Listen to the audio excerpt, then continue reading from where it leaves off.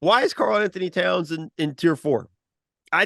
Listen, I know injuries and things like that played a role last season, but I still think he's a very important big man in the league. Like, I don't know. We still have to wait and see how winning turns out for him. But like, I thought tier four was a bit low, and 4B too, not even 4A. I mean, I think that you hit on it. Winning.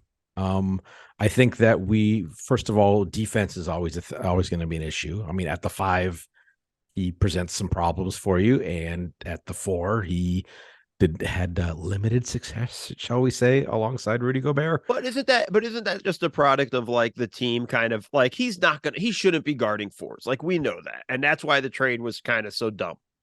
Like, how much of that are we like some of the stuff that we ping players on is really roster construction and team management doing having a wild sense of like, oh, Carl Anthony Town can guard fours.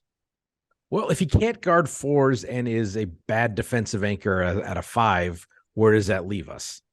And I think that he's not the only player who sort of fell in that. I think a better player than him, and it's reflected by being in 4A, Domantas Sabonis has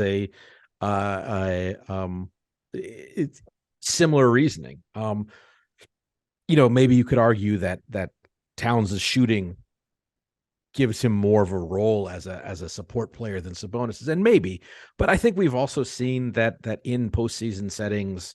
Um, would you agree with me in saying that we've seen Towns almost try too hard with turnovers and foul trouble and some really really kind of silly offensive fouls that have plagued him in playoff and play-in settings over the last couple of years. That being able to count on a guy is important, and I think there's some other players who are below where talent would suggest, and it's you know getting a penalty for I don't know if I could rely on you in that setting, and I'll be honest, Towns is a player who falls into that for me as well.